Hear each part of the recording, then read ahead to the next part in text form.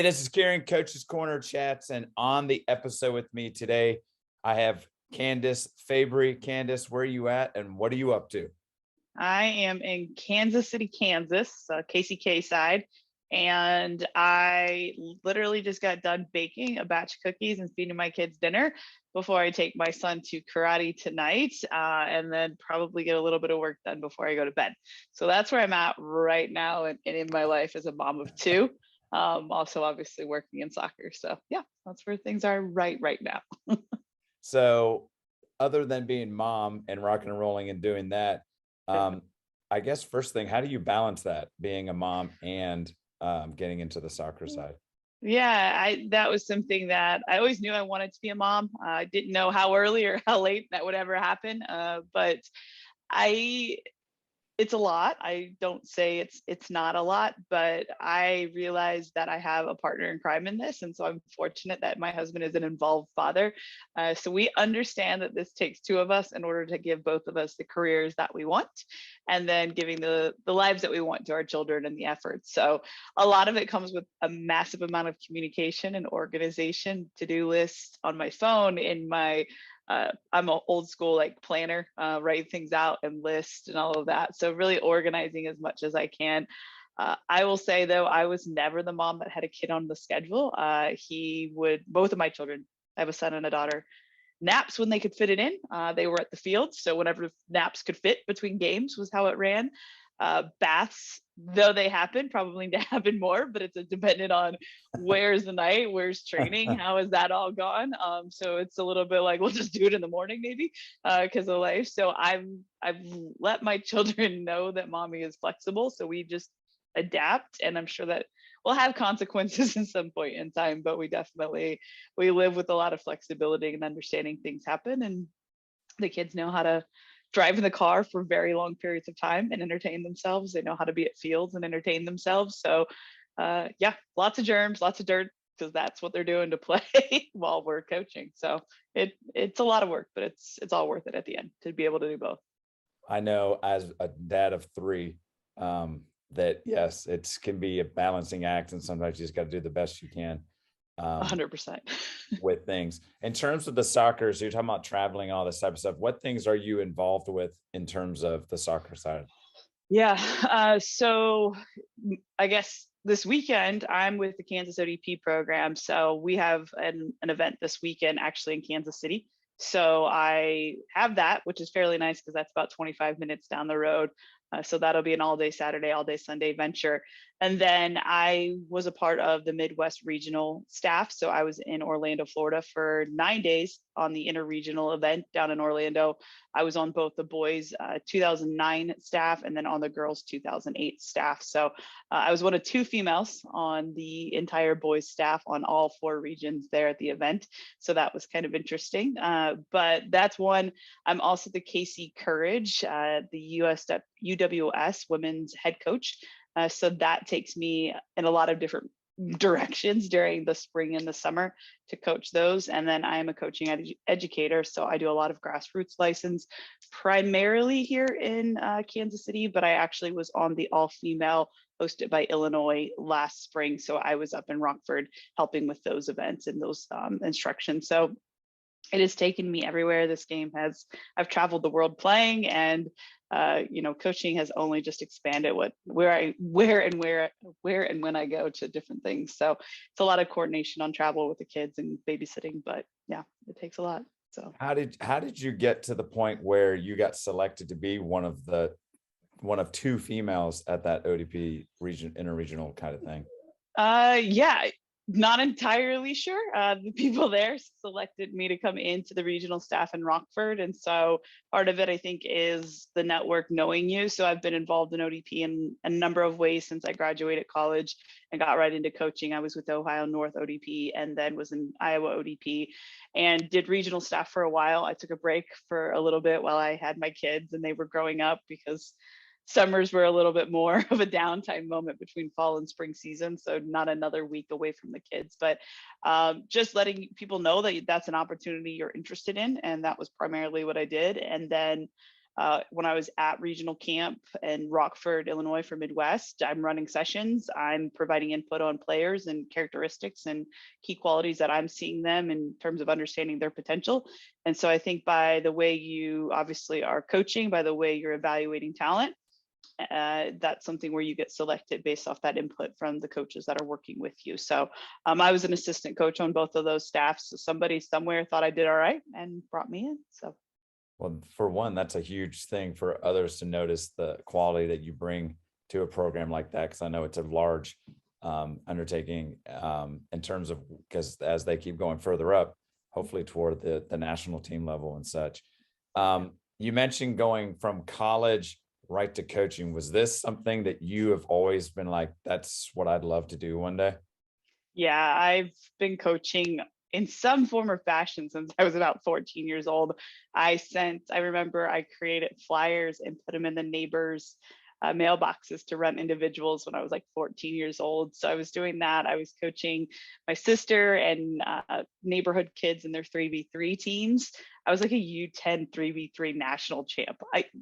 I don't like market that, but that was something I hung my hat on, that I had all of this experience. And so I would coach those teams during the summer. And then I was helping in the club life. I was helping with little camps here and there. So I was always doing some form of coaching.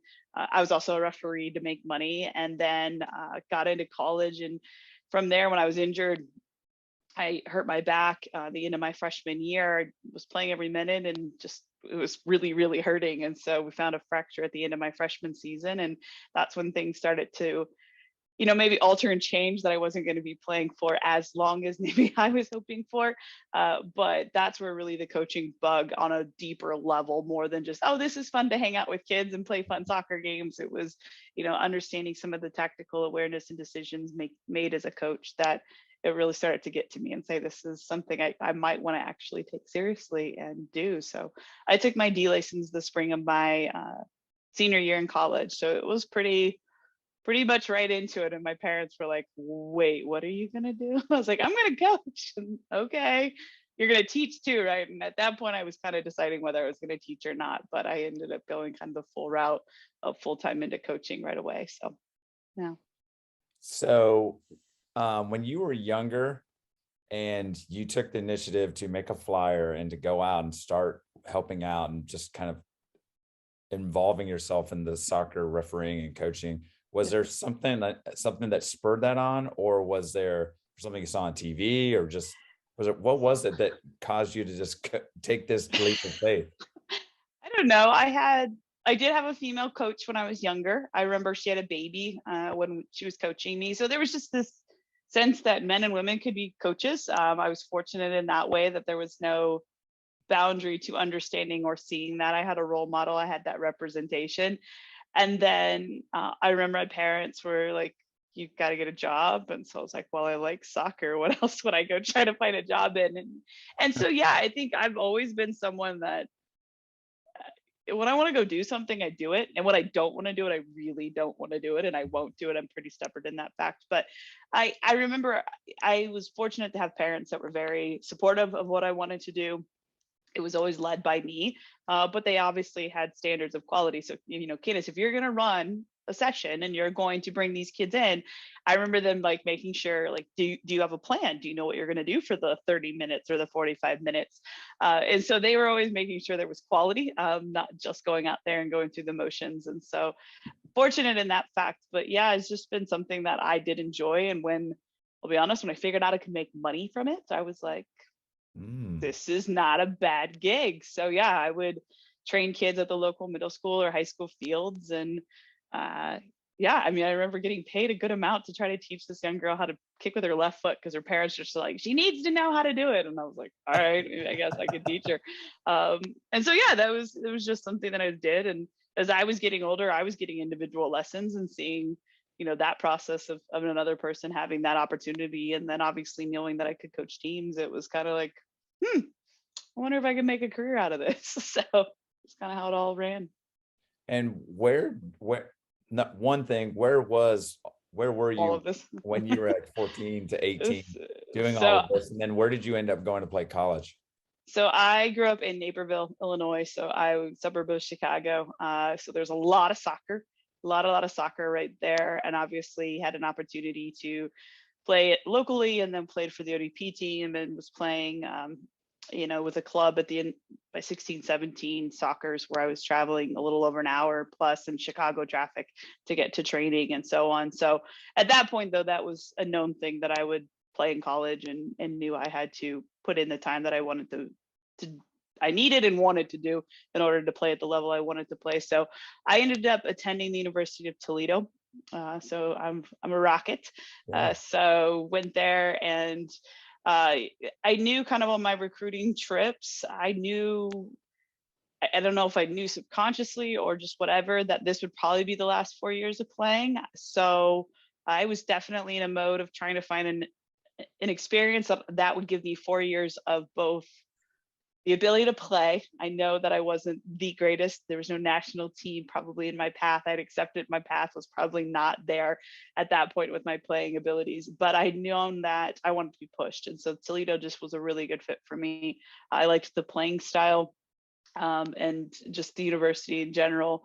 It just had a good feeling when I was on campus. And so everything fit, and played there and walked in. I think I was told I'd play as an outside back or whatever, but I ended up playing center back all my freshman year. So Was the coaching staff there as well a win for you? The cool thing I love about what you said was, it wasn't just about the soccer. It was like, I enjoyed the campus, the field, yeah, the way that the whole thing was. And I think so many, like, I deal with at the high school level right now with my guys. I'm like, look, take away soccer, right. does everything else, is it something that you love and fit you? And I love the fact that you kind of mentioned, like, those were the things that you also pointed out. Like, I love the other parts of it as well. Yeah, I do the same with all of the players I work with, going, listen, I'm almost proof of it. I played 3 of my 4 years and got medically DQ'd, and I had to like what else I was doing there at the university outside of the soccer environment. And so, yeah, it's definitely, at that point in time, I kind of laughed because like AOL Messenger was just getting started. So I remember like recruiting trips, like exchanging AOL, like your handles or whatever. I don't remember what they were called back then. But, and I'd got my AOL account, and I had all the universities kind of lined up in my account, and was starting to get emails, but still getting hard letters. So it was just this really different time. And I remember the recruiting trip, the players being really kind. I was also, though, that person that had no idea what I wanted to major in. Mhm. So that factored in the fact that I truly was looking at it going, I don't know what I want to do. I know I want to play soccer. And so I wanted a university that hit at least a lot of different areas pretty darn well, and then would give me a flexibility, knowing I had a couple areas that I was somewhat interested in. I was in the honors program, and I remember the first day of being in class freshman year, and I'm in like sweats and a t-shirt because I've been on campus, 3 weeks more than anybody else there. And I got practice later that day and all this. And, it kind of felt like that Legally Blonde moment where everybody opened up like these really nice computers, and, everyone's in pre-med or whatever. And I play soccer. I don't know what I want to be, and just feeling so out of place. And where I felt so in place in soccer and my environment and feeling home. And then I go to these classes where I just feel like the oddball for a really long time, not knowing what I wanted to do. But the campus worked. I liked the size. I was really a mid-size kind of person. I wanted it to feel homey without feeling like I had 2 blocks radius and that was it. Mhm. So yeah, I really, and credit to my parents, they drove that piece home. They were saying, listen, the coaching staff can change. Your playing status may not be what you want it to be. You're an injury. They were really honest and open about me thinking about those different areas to ensure that the environment would be something that was positive, regardless of what soccer's outcome would be. So, yeah, I mean, I'm still friends with some of like the female assistant coaches, and that's good to see some of them throughout the college ranks and coaching next to them. There's one in particular there that was my freshman year, and ended up on our regional staff next to her, sitting and eating Twizzlers on the side and just being like, it's kind of crazy. I'm now sitting next to you as a coach, and so on. So yeah, no, it was something that I think a lot of coaches need to be more thoughtful of in conversation. Let those kids know that soccer may go away in a lot of ways, or not be exactly what they think in those 4 years, and they want to have something really holistic in their experience at the end of the day. I love the kind of the balance between you and your parents, because it seems like they're really supportive, but they're also trying to pull the reins a little bit at times. Like when you said, "Hey, I want to be coaching," you're like, "Are you sure?" And then just the whole like, "Hey, I want to go to Toledo," and all these kind of setups, and they're like, "Yes, but also worry about," which I think is Mhm. really awesome. They give you that kind of foundation. The next thing that I was thinking about, so you just mentioned like running into a teammate as a coach and what have you. Mhm. So you go and do your D license, and then what? Where do you go from there? How do you get into coaching? How have you got to the point where you're Ye- doing a United Women's Yeah. Soccer team and going to Yeah. Florida, going to Illinois, and running coaching education and stuff? How did all of this kind of blow up to this? Yeah. I first and foremost, I had mentors. So I'll get into kind of where I'm at now at the end of this, but I had some people that recognized that I maybe could do this, had a little bit of ability to read the game and teach the game. And so those people brought me in and kept me going, had conversations about what was, strengths of mine, and were honest about areas I needed to develop in. So very quickly after the D license, I was brought into Ohio North's ODP program. And so I had mentors like Tom Turner running, the state that thought I was halfway decent. So I also ended up marrying one of my mentors. So my husband, Paul Fabry, Oh, he is, so my husband is the state DOC for Kansas. So I ended up being able to I didn't. He was coming after me, I think, at the end of the beginning.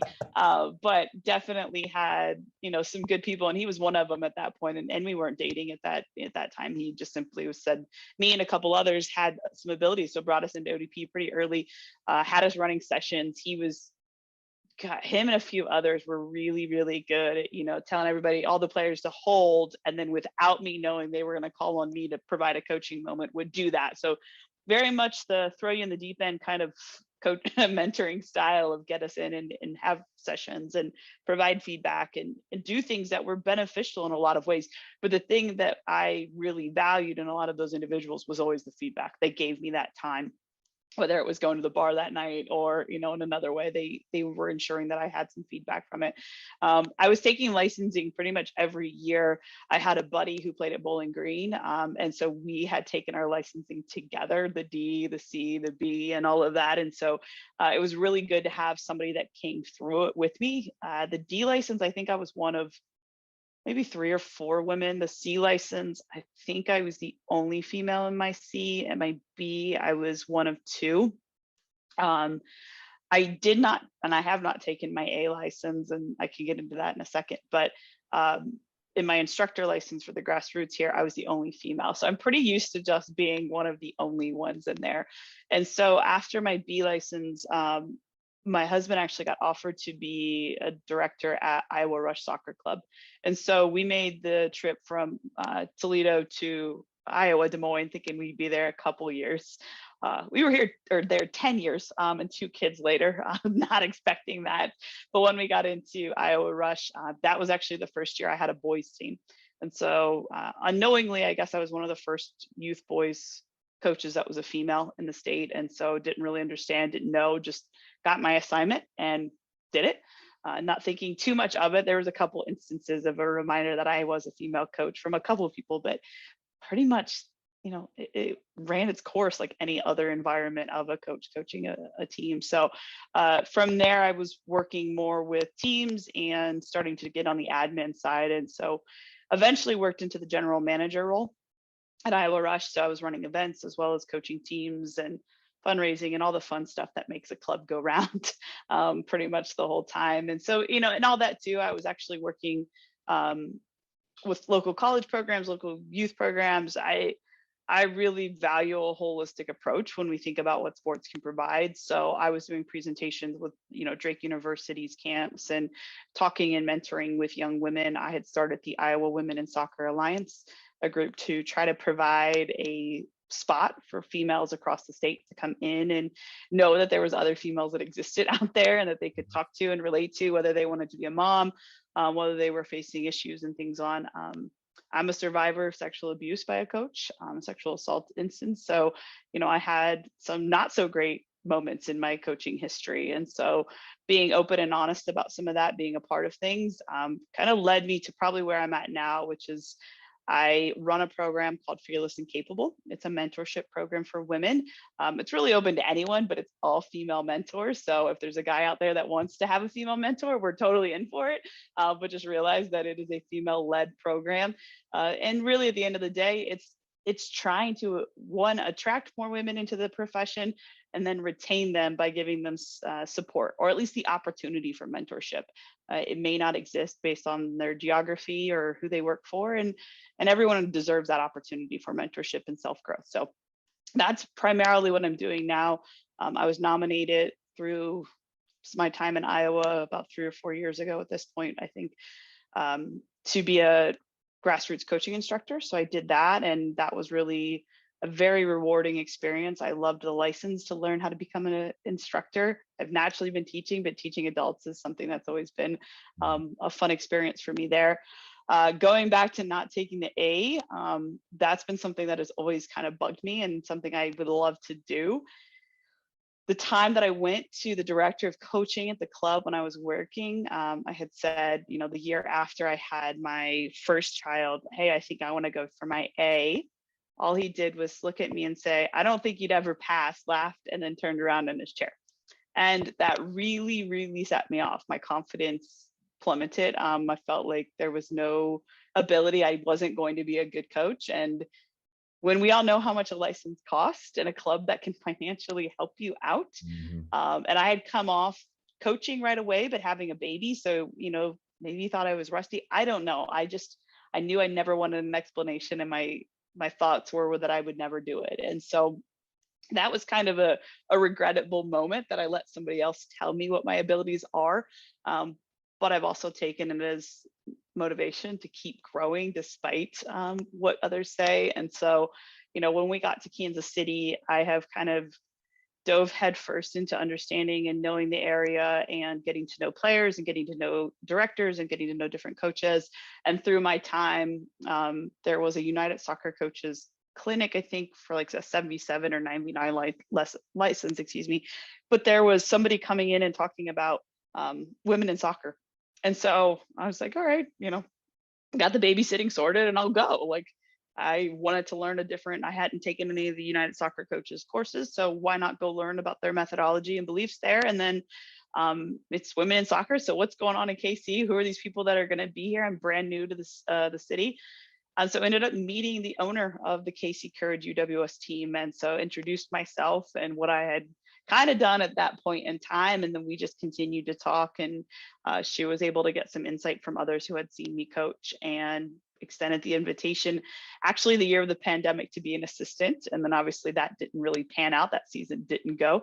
But then last year she called me and just said, listen, I want you to help lead this team. And so we were extended that opportunity to be the associate head coach with her, as she was the owner, and split the admin duties. And she goes, all you have to do is coach the field. And I'm like, I'm in. If I get trainings and games and I don't have to do the admin work, you got me. So it was a fantastic experience. It was a sprint of a season. It's kind of like your high school, college type seasons, few weeks to prepare, and then we hit the ground running. And so that was it was a fantastic experience. And just recently we had 2 of our players get called into the KC NWSL team.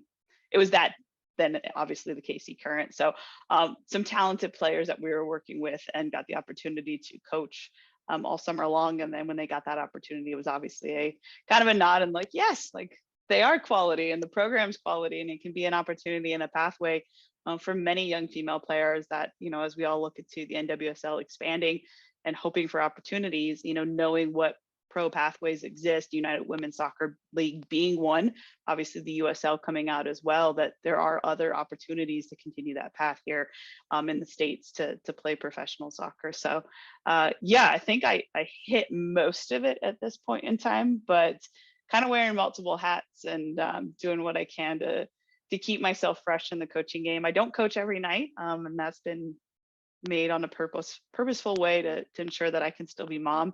But I see this as a chapter. My kids will only be this age and around for so long, and then they'll go off and find their own pathway, and I'll still be able to then maybe select and find a more permanent coaching gig that's back to every night. But I don't know. I kind of like some of my nights and having the ability to bake cookies tonight like I did, I guess. So Right on, Len, and a little bit of karate. exactly. Maybe later on that'll be me. So who That's knows? right. Yeah.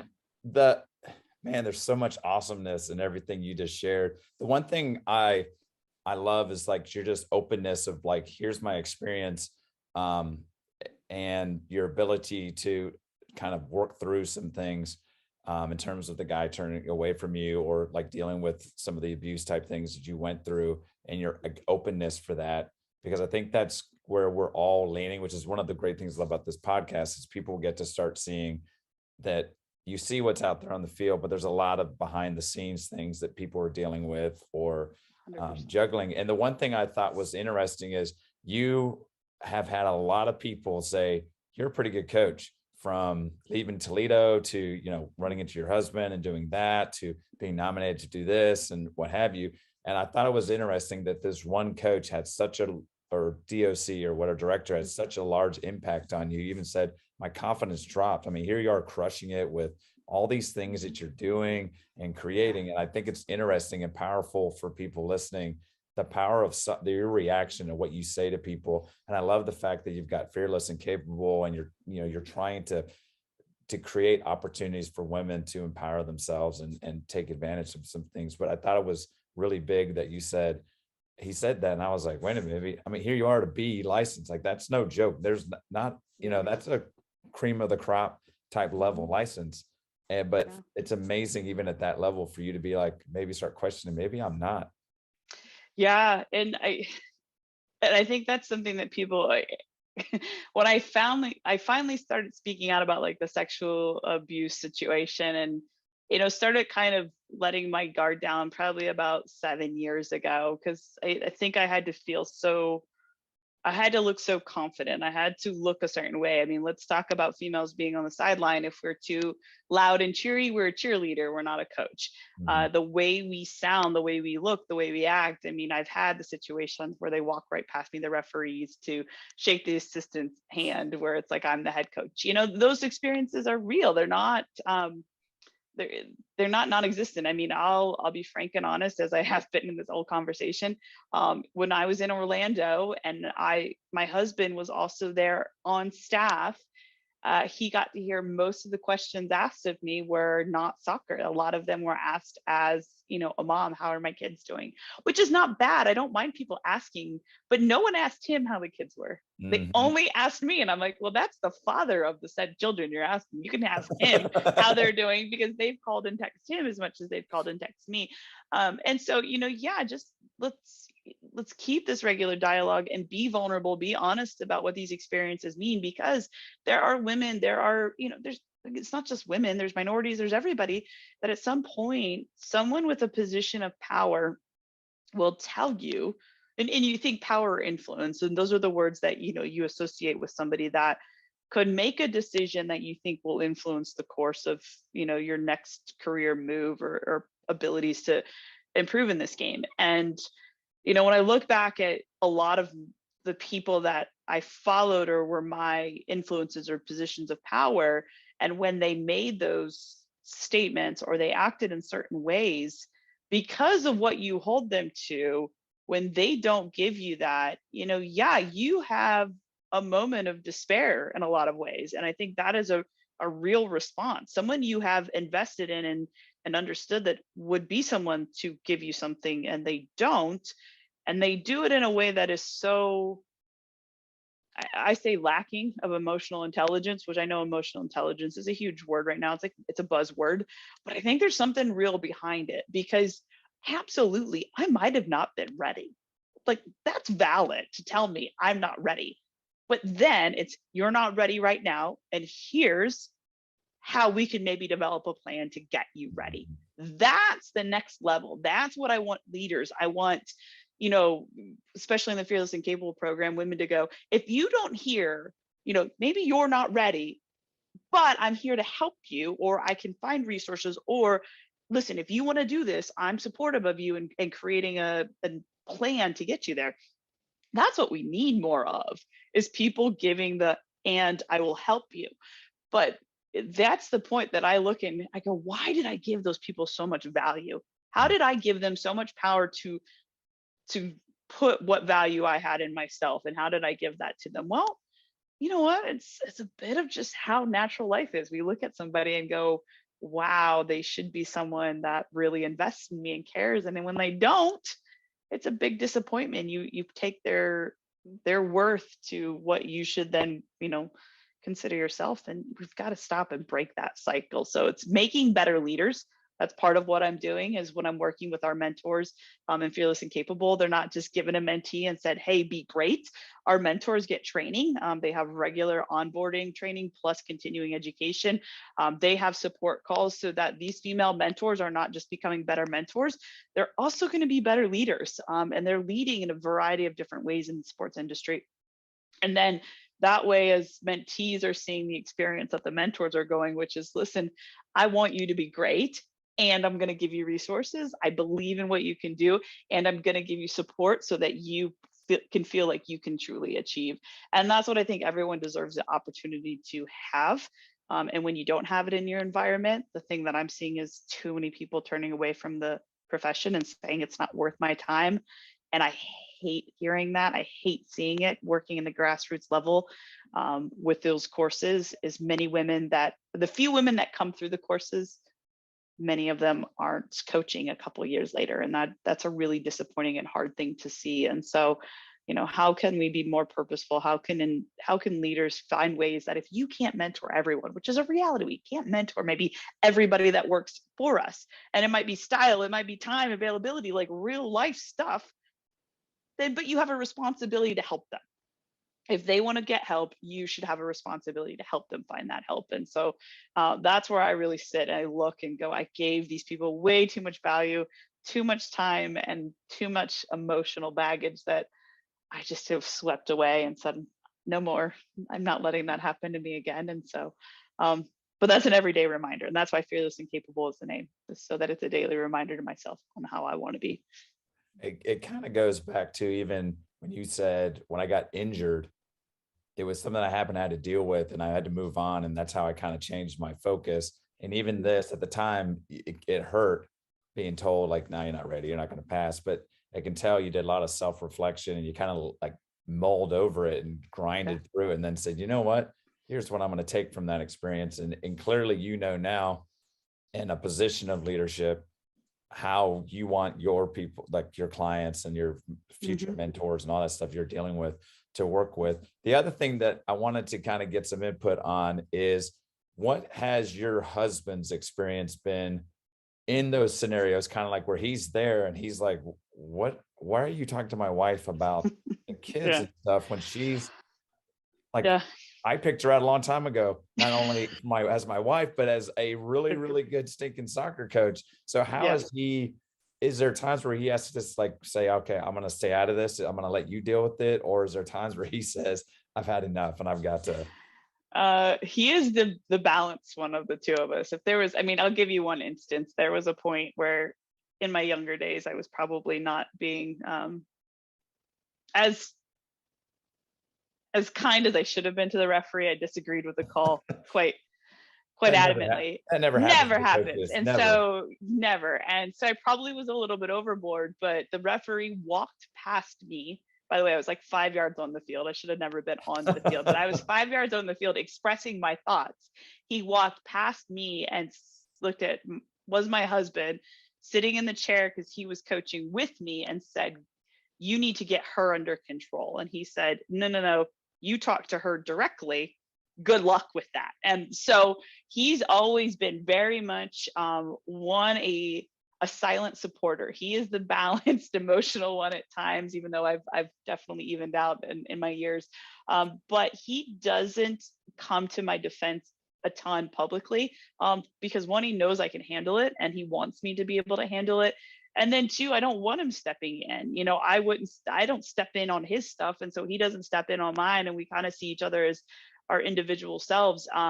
However, he's not absent of emotions and thoughts about what he sees happen to me on how he can be a better leader. So for sure, his role modeling, there's some instances where like I was asked about the kids and then he said, hey, so the formation today, when we did this, or you thought about, like, he would purposely ask a soccer question in front to give that moment without, that subtle passive aggressiveness, to be like, no, she's here for other reasons as well. So he's for sure that type.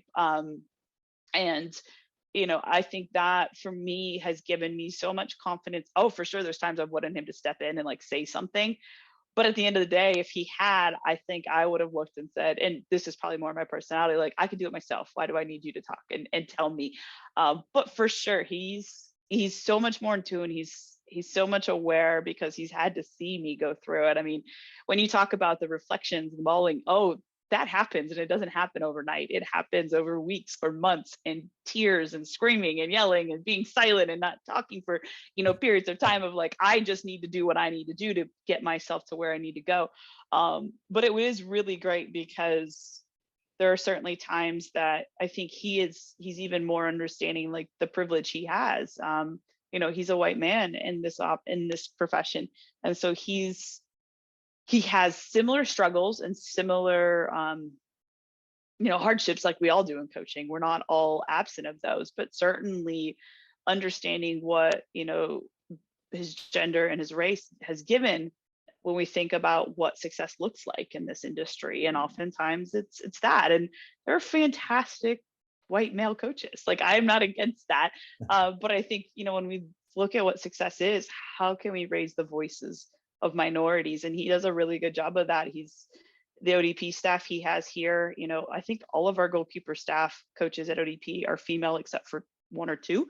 So we have 4 or 5 female goalkeeper coaches and, 2 males. And then on the all female courses, I mean, he's the one looking at me going, can we do an all female course? And then he's going to host an all Spanish speaking course. So he's definitely at least aware and acting. Now, it doesn't hurt that I'm in his ear being like, Mm-hmm. have you thought about this? But I think, is a lot of men say oftentimes, I wouldn't want that to happen to my daughter. I wouldn't want that to happen to my wife, or, however it is. I always say, don't wait till you have a daughter or a wife. Think about your sister. Think about your mom. Think about a girl that's a friend. It doesn't have to be a family member. Just think about how you would want somebody in your life that you care about that happens to be female or, non-binary or whatever, that you are there for them and advocate for them as well, because there's likely not the similar type of conversations you might get access to that they get to, or a spot at the table like you may more easily get to. So The one thing that I love about you, and in this conversation, and it goes back to the beginning, you said, if it's something I love, like soccer, I'm all in. And if it's stuff that I don't like, I'm not even going to mess with it.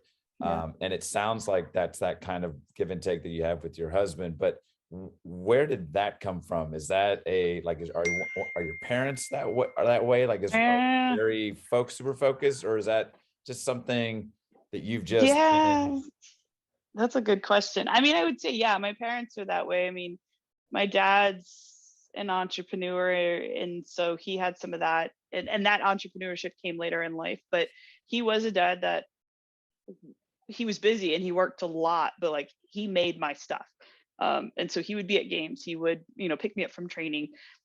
He wasn't absent, and if he was away, he was checking in, and it was somebody I could rely on. My mom, when I went back to college, she went back to get her master's and now is a doctor and doctor of psychology. So she's a therapist. So I've got a bit of like that work ethic that was instilled.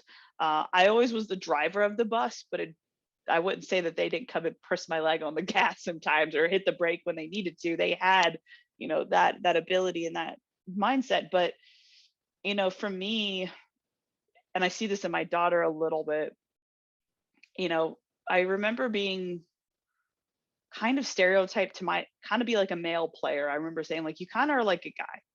I was like, what does that mean? Well, and I got called into college, into the coach's room, into this office, because I wasn't being friendly enough. And I said, well, what does that mean? well, sometimes you can be a little like cold. And I was like, well, what do what are you looking for? Well, like, do you go out and are you, am I at the sleepovers? Am I at the Yeah. movies? Am I at the team gather? Am I everybody's best friend? And I said, no, I'm not everybody's best friend. I respect my teammates? And the answer is always yes. I respect the heck out of the teammates, and I work hard. They worked hard. That was how it was. But because I was not cheery, rah, rah, and not always like everybody needs to be happy and everyone needs to like each other. It was a team. Like, there's going to be ups and downs. There are going to be people that are struggling. There are going to be people that succeed, and we have to figure out that ebb and flow. And so, because that's how I looked at things, when I didn't want to deal with something, I was like, I'm not doing it. I'm not going to do that. When I did, and I did. And so I was kind of able to process and put forth of, this is something, that doesn't seem relevant to the moment. So we push that out of the way, and this is the focus. So this is what we do. And that's been part of, I think, some of the ways that I got into being an entrepreneur right now is I saw a problem that needed to be solved, and I think I've got a way to do it. And Mhm. so I decided there are some things that I'm no longer just going to deal with, and I'm just going to push that away and go, I'm putting you in a box, and we're not dealing with this anymore, because we're going to focus here. And some of it is the fact that, yeah, it's not everything's been easy, not everything's been handed to me, and I've had to work my tail off, but I'm done with the naysayers. I'm done with people, believing that there's only one way to do this, or there's only one way of success, or everybody can be a mentor to everyone. No, not everyone can. Styles are different. People need different things. And so I just am really a big proponent that we all figure out what our authentic selves are, and we bring that and we value that in individuals, instead of trying to force them to be something that they're not, because you're not going to get all you can when you let their authenticity show. And I think that goes for the work environment. I think that goes with your coaching staff. I think that goes with your players, and really the people in your life. If I can't change my husband, there's no way. Yeah, There's good no luck. way. I've tried Good at luck. moments, but there's no way. He's going to be him and I'm going to be me. And if he tries to change me, that's not going well either. So Mhm. that's just that mentality. It's not an all or nothing, but it's a make a decision, make it purposeful, make it intentional, and then put all the other BS away and go for it. So I love this because you're at Toledo. I'm going to go coach. Really no plan of where we're going with it. And it's ballooned into this, like going all over the place, making impacts, creating this great mentorship for females and what have you, and leadership and all this. Where, if I said, Candice, what in 10 years from now, what, I Yeah. mean, do you have a an idea of Oh, your trajectory, or are you just kind of, because I feel like as you've been going along, you've kind of, like you almost said, like, I'm not dealing with this, but this is something I think that needs to be dealt with. And I can tell that the fearless and capable is something that really, really inspires you, yeah. on top of the coaching. Yeah. Um, is it just more like, I'm just going to keep going, and if there's an opportunity, I'm going to go for it? Or do you have Yeah. aspirations to maybe go NWSL or bigger? Yeah. I Or think, well, with this whole climate of the NWSL right now, with all these, the season that we had of firings and things coming out and coaching in the UWS, yeah, there's been a couple people that have mentioned to me, have you ever thought about that? I don't believe, and I say this not with a imposter syndrome or anything like that. There is a lot I need to be better at in order to go for an NWSL job. So I say that with a very frank, honest evaluation of my skill set right now as a coach. So is that something in the back of my mind? Yes. I would definitely, if I want to go that angle, I know there are certain steps I would need to take, and there's a lot of steps I don't think I would know right now that I need to take that I would need in order to do that. But I have very much enjoyed my first experience coaching beyond the college level, and that was exciting. So I like where I'm at right now. So I don't know if there's too many aspirations to go a lot higher, but I'm never going to say never on that. I would say that the coaching education piece is something that I don't see me dropping anytime soon. I love finding ways to be an entry level experience for coaches that are just starting out in their coaching journey. I really think that's a massive impact. I know the people that were there for me at the entry point of coaching, that I don't know if I would still be coaching if they weren't there at times. And so I find that as a very, very rewarding job. I also tell all of the candidates, especially the females, because right now in Kansas, I'm the only one on the Kansas youth state staff that's coaching, or coaching instructor as a female. So I would, one, I tell them that I get paid. So as a reminder, I love teaching, but I'm also here getting paid. So as Yes. a reminder to all of us wearing multiple hats, don't forget that I'm also getting paid for doing this work. So I tell females that when they're thinking about how they make soccer a profession, which usually includes a lot of different ways to do that. But then on the second hand, I want more female instructors. I don't want to have to do all the female licenses. I would love to share those responsibilities.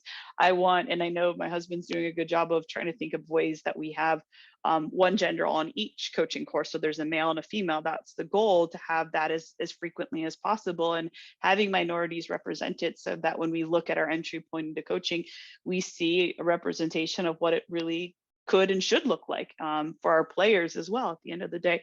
So I think that part's not going anywhere. The coaching side of things, we'll see. I still like working with youth. I haven't like nailed and said this is the level I want to coach at. And I think that makes me a better coach, because I can think about how we progress and how we build and how we really evolve players into high level, as well as just passionate, life loving soccer people that keep playing all the way up as much as they can physically. I know my playing days are a little bit more behind me, besides an occasional pickup game, because there's just way too much ice. There's not enough ice needed to help my back feel a little bit better after a game or two. But yeah, I don't know. I think part of why I leave that open is because, as I said, even with my kids, there's no schedule to this. There's no this or that. It is definitely something that, for my mental health, I need that adaptability. I need that ability to say, I want to go attack that, and I'm no longer going to deal with that. That's kind of the best thing I can do. And I say that with the fact that, I've taken coaching gigs. I coach at things that sometimes I don't always love it, but it's there and it makes money. But it gives me the opportunity to also put food on the table, clothes on the back, and a house above the kids' heads in my own head. And so, it's not always rainbows and, butterflies coaching, but it's well worth it. I can have a really bad day and get to the field and coach and be a heck of a lot better person when I leave that field, both for myself and my kids. I find myself being a better mom when I do this. So. Talking about the kids, if they get into soccer, is that something that you would want to be a part of and coach them and be a part of that experience? Or is that something you feel like maybe I need to step back and let someone else? Or Yeah. So my son's 11. He's in karate. He did soccer for a handful of years and then came to me and said, it's not fun. I was like, okay. And I was a part of some of those years coaching him, and other years I wasn't. And so we definitely took a lot of I remember there was a whole season where I think I saw him play once. I dropped him off to the field and had, the coach that was there know that I'm 2 fields over coaching my own game. So I would miss my kids' game to coach my own games. And so there was a lot of guilt to, is soccer for him something that's a negative because it took mommy and daddy away? So we did process that a little bit. But I'll be honest, I've relinquished that guilt, because when he's in karate, he is who I was as a soccer player. He is focused. He's into it. Like, the passion is there. So soccer just wasn't his thing. And so that part was easy. That one's done. He's not doing soccer. He'll go to a game. He'll allow it to be on television. He'll ask me the score. He'll ask me, but he's not going to go there. He's good with it at recess. So my daughter, though, on the other hand, got back into soccer when we came to KC. And so she's 8, and I do coach her. I coach her team, and she wanted to. That was a very honest conversation at first. Do you want mommy to coach? They need a coach. Are you okay if mommy does? So that was one I wanted to put in her court, because if she told me no, that might have been one, the club wouldn't have loved that. But 2, just understanding that she's got a say in that environment, because to me, that's her environment. That's not my environment. But it's a volunteer role. So that's kind of interesting, because it's, I probably do as much as I would have for a paid role in that. So it is, a little bit of a difference. But for her, I am intentional about trying to give her space on things. I do ask her opinion in the car, like, which games did you like? What exercises did you like? So that I get her feedback on what practice she enjoyed about it. I get on her about her behavior. So just like any kid, if they weren't listening or they were goofing off, it's more on the behavior than the soccer execution side of things. So I am intentional that I'm mommy in that role. And then when I'm on the field, I still let her call me mom. I don't think I should make her call me coach. It's just my opinion. I'm still her mom, and so she can call me mom. And I know that's my kid on the field asking for things. But yeah, I think there's going to come a point at some point that I'm no longer her coach, but she also might be a rec kid, and that's okay with me. If she's a recreational player and they just need a volunteer coach and it still works for her that I'm involved, I could be her coach for a really long time. But I think if she goes more the competitive route at some point, it would probably make a lot of sense that I'm not there as frequently, and somebody else is helping take that, just for her peace of mind and for her to really own that process. Because as a competitive coach and something where you're judging a little bit more, opinions matter. And so again, talk about that abuse of power and abuse of, that influence, and that I would rather not be that person for her. I think having somebody else and having that life skill of learning is something that would be important and valid for her. So There's a refreshing outlook that you have on things. I don't know if it's a self perspective or a big picture thing or something, but everything you've talked about just seems to be like, I think that what you just used that was holistic. Everything is like, you're just not like, look, the soccer's cool for her or for my son, but then he went karate. Like, I'm looking to create like an awesome young man one day and an awesome young lady. And if they end up doing soccer, that would be awesome. If I can be a part of it, that would be a bonus. But if I right. have to sit back and be a fan and support them, watch them do it, Yeah. I'm all for it. And sounds very similar to what your parents kind of had conversations with you when it went to going to Toledo and versus going to coaching, and like, we love it. Are you sure? Like I think you said even your husband being that kind of balance Right. has been so awesome. Like, you've taken those lessons.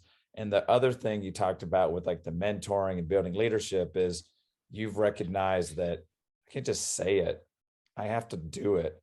And you're clearly put up and you're intentional about it. Like, you're not just, well, I'll just kind of figure it out. Like, no, I've got a plan. I want, like, tell my husband, like, hey, let's do an all female coaching education opportunity. And then sharing that with them or setting up the fearless and capable, like all of it has a purpose and a plan. I think it's so stinking awesome.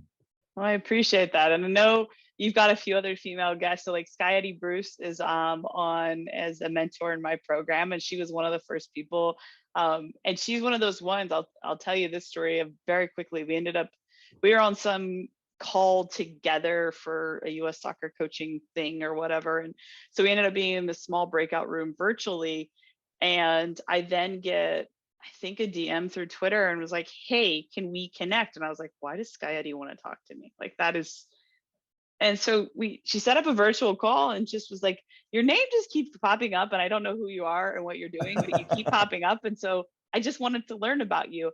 And for me, I knew the name, I knew, her playing career. I knew that she was in charge of soccer parenting and had this influence. And, when I did work, I guess I kind of passed, I worked for the state association in Iowa. That was another thing that I had done before we moved. So when we moved to Kansas City, why not add that to the list? Yeah, so I was at the Iowa Soccer State Association as the director of member services there when my husband got the Kansas DOC job. So we actually moved to Kansas City and I was working for Iowa while he was working for Kansas for a short amount of time. But I had, reached out to Sky to have her come in, and I ran a symposium for the state association, like a weekend education event. And so Sky was somebody that I had kind of wanted because of, her caliber and her quality. And so the fact that she just said, hey, I want to know about you and who you are and what's going on, I just was blown away going, we need more of that. Like, we're so connected, through technology, and this industry is really small when we start thinking about it, that, she got on and that's where I told her about what my idea was fearless and capable. And it was just more of a concept there. But she, as an entrepreneur, gave so much mentorship to me in just a very small conversation. And then I was fortunate. I was down at the state of Florida's AGM for their soccer association there, and Sky was the keynote speaker. And I had a speaking engagement there as well, but to be able to pick her ear for a weekend, sitting poolside, I'm not going to lie on that, was not the worst weekend spent. So, that's those things that it's, taking advantage, continuing to push. You know, this game is, if we all think of the sum of our experiences, it's pretty holistic when we think beyond just the results of soccer.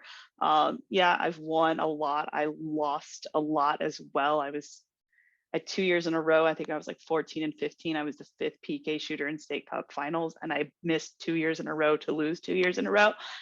So I've had that, as a player.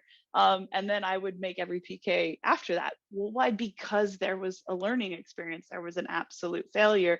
And so those are absolutely all parts. And I think the more we can get honest about that pathway, and it's not because somebody should take my pathway, someone should just own their own path and their own journey in this, and be excited about what they've accomplished, and then also be truthful about the moments that weren't so pretty and all of it. And I think that authenticity and that type of leadership is actually going to make this game way more diverse, way more representative, and honestly a lot more fun for all of us to participate in. And that happens at every level, from the recreational all the way to the top, that if we can make this game what it really is, and it brings a lot to us, it's going to be fun. It's going to be fun to see where this game goes. And I try to be optimistic, because there's a whole lot to be pessimistic about when you look at some of the things going on. But I don't know, we can sit and complain, or I host things. There's a Women in Soccer network, and that would be something, it's a free network that men and women can be a part of. And I host it through the pandemic. I started in the pandemic, and then I host with them. It's called Coffee and Progress. And so I just started it out of an idea, invited people in, and we had a topic of the month, and literally would meet in the morning. I think it was like 8 a.m. and we still do it around 8 or 9. And everyone either had a cup of coffee or tea, or if they were feeling frisky, something else in their cup. But my only rule for the hour was that we had to make some progress. So everyone had to walk away with an idea or an action step, or maybe a combination of both, to go try to make something they're doing better. And so it wasn't an hour to complain that we couldn't do that. We had to think of ways that we could be better. And so I advocate that for a lot. Complain, vent, and then act and make it better, because that's the only way we move forward. So you and anybody else, feel free to jump into those in the future. So awesome. yeah, I usually share it on Twitter and Instagram and all that, so you guys can join in. It'd be great. They're fun. They're good conversations. So kind of piggybacking on that idea of Sky reaching out, there's so much that you've shared in this episode. If people want to connect with you and find out more about like the coffee chats or the Fearless and Capable, or just to kind of follow your journey as you keep doing your coaching education and stuff, what are some of the easy ways to connect with you and follow along with you? Yeah, I'm on Facebook, Twitter, Instagram, and that's it. TikTok, all that is not my jam right now. But it's easy at Candice Fabry, and then Fearless and Capable is at Fearless Capable. So there's no and in it, just Fearless Capable. But yeah, I'd be happy. I usually share a lot of things on both. The personal ones, you'll see more pictures of the kids and the dogs, and adventures to like the KC women's games or sporting games or other random things that happen in my life. And then the Fearless and Capable stuff is a lot of motivation, some honest truth telling at times from my perspective, or others that are in the program. And then honestly, opportunities. The membership is something that gives a 30-day free trial. And so I would really encourage, if anyone's looking for an opportunity for mentorship, there's a membership to join that you can get that kind of at your fingertips. And then there's one-on-one sessions that you can actually have a mentor paired up with you. And we're very intentional with it. There's an assessment and things that we do to match you up, and people like Sky are available as mentors if that's a match we think is appropriate. So some really cool people that are not just coaches in the game. They're doing lots of fantastic different things besides just coaching. We've got referees and administrators and executive directors of nonprofits, for-profits, and working into marketing and all these different areas, so that we understand wearing multiple hats is sometimes part of the journey. And so connecting with women that you might have similar likes and interests, they're there. And so you can connect to them and, pick their brain and feel the opportunity is available to you. So I will share all that information, contacts, websites, all that stuff will be in the podcast notes. This has been so awesome. I really appreciate it. I'm going to shut it down. This is Karen, Coach's Corner Chats with Candice Fabry, and I'm out. Peace.